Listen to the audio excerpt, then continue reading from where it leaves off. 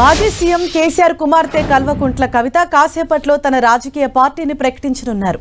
అమరవీరులకు నివాళులర్పించేందుకు కవిత gun park బయలుదేరారు. మనం 10 టీవీ స్క్రీన్ పైన ఆ విజువల్స్ చూస్తున్నాం. కొద్దిసేపటి క్రితమే ఆవిడ తన నివాసం నుంచి బయలుదేరి గన్ పార్క్ వద్దకు వెళ్తూ ఉన్నారు. రైట్, గన్ పార్క్ వద్ద నుంచి మరింత సమాచారంతో మా ప్రతినిధి కిరణ్ మనకు అందుబాటులో ఉన్నారు. కిరణ్, అక్కడ గన్ పార్క్ వద్ద నివాళులర్పించిన అనంతరం మళ్ళీ ఏ సమయానికి ఆవిడ మునిరాబాద్ కు బయలుదేరబోతున్నారు? ఇవాళ ఆవిడ కార్యాచరణ ఏ విధంగా ఉండబోతోంది?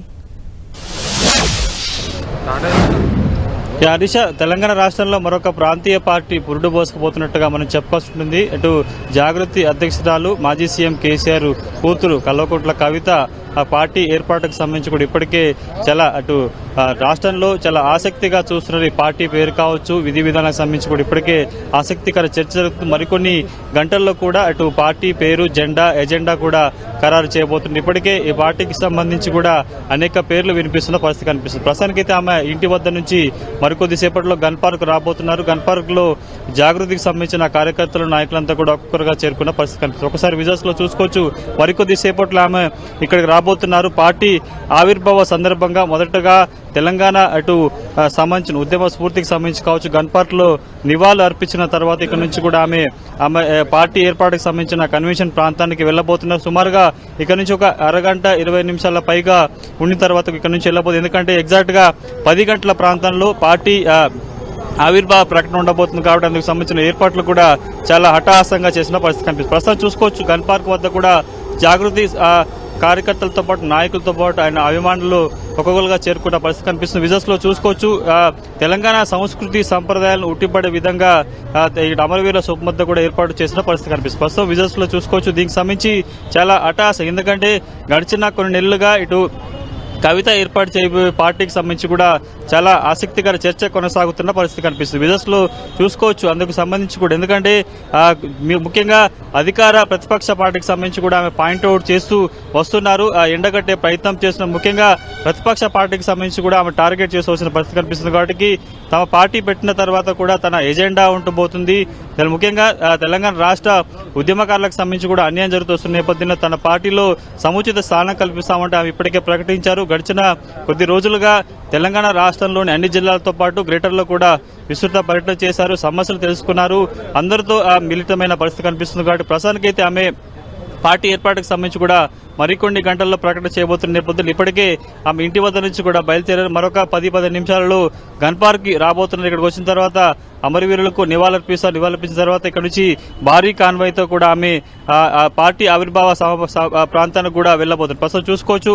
లంబాడీ వేషధారులు ఉన్న కార్యకర్తలు కావచ్చు, కొంత దీనికి సంబంధించి గ్రేటర్ హైదరాబాద్ లో ఉండే వివిధ ప్రాంతాలకు సంబంధించిన కార్యకర్తలు, నాయకులంతా కూడా ఒక్కొక్కరుగా చేరుకున్న పరిస్థితి కనిపిస్తుంది. ఎగ్జాక్ట్ గా ఇక్కడ నివాళులర్పించడం వెంటనే భారీ కాన్వాయ్తో కూడా ఇటు ఆ ప్రాంతానికి వెళ్లే అవకాశం అయితే కనిపిస్తుంది. ఒక్కొక్కరుగా చేరుకుంటున్నారు.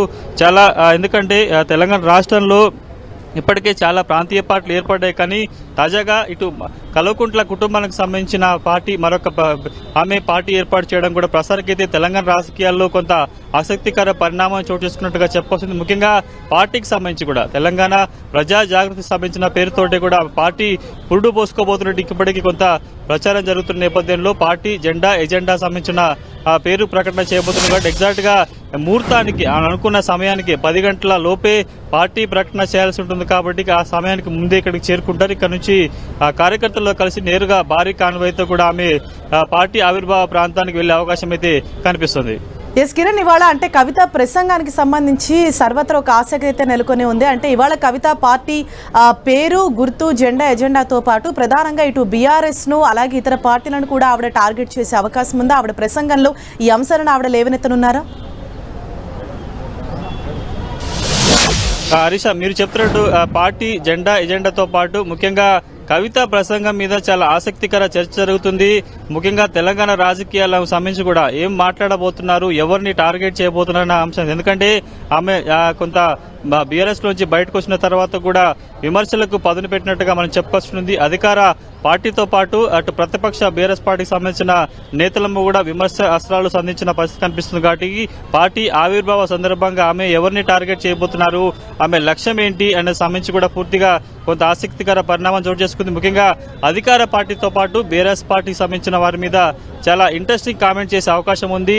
చాలా ఆసక్తికర ప్రసంగం కూడా ఉండబోతున్నట్టుగా ఆ పార్టీకి సంబంధించిన వర్గాలు కూడా చెప్తున్న పరిస్థితి కనిపిస్తుంది. కాబట్టి ముఖ్యంగా పార్టీకి సంబంధించిన ఎజెండాకి సంబంధించి కూడా కొంత ప్రచారం జరుగుతున్న నేపథ్యంలో తెలంగాణ ఉద్యమ స్ఫూర్తిని కనిపించే విధంగా, ఎందుకంటే ఆమె తెలంగాణ రాష్ట్ర ఏర్పాటులో జాగృతి పేరుతో కూడా తెలంగాణ ప్రజల ముందుకు వచ్చిన నేపథ్యంలో కూడా ఆ పేరును కలుపుకుంటూ ఉండే విధంగా పార్టీ పేరు ఉండే అవకాశం ఉన్నట్టుగా ఇప్పటికే ప్రచారం జరుగుతున్న నేపథ్యం. ఎందుకంటే గతంలో ప్రస్తుతం బీఆర్ఎస్ కి ఏర్పడిన పార్టీకి సంబంధించి టీఆర్ఎస్ అనే పేరును కూడా ఆమె వాడుకున్నారు. కానీ ప్రస్తుతానికైతే తెలంగాణ జాగృతి పేరును లక్ష్యంగా చేసుకుని ప్రథమంగా వచ్చే విధంగా పార్టీ పేరు ఉండబోయే అవకాశం ఉన్నట్టుగా ఇప్పటికే కొంత ప్రచారం జరుగుతున్న నేపథ్యంలో ముఖ్యంగా పార్టీ పేరు, ఎజెండాతో పాటు ఆమె ప్రసంగం మీద చాలా ఆసక్తిగా ఇటు ఆ పార్టీకి సంబంధించిన కార్యకర్తలు కావచ్చు, ఇతర సంబంధించిన పార్టీ నాయకులు కూడా ఆసక్తిగా ఎదురు చూస్తున్న పరిస్థితి కనిపిస్తుంది. కాబట్టి పూర్తిగా పార్టీ ఎజెండా ఆవిష్కరించిన తర్వాత కూడా చాలా సుదీర్ఘ ప్రసంగం కవిత చేయబోతున్నట్టుగా కొంత రాజకీయ వర్గాల చర్చ జరుగుతుంది. ముఖ్యంగా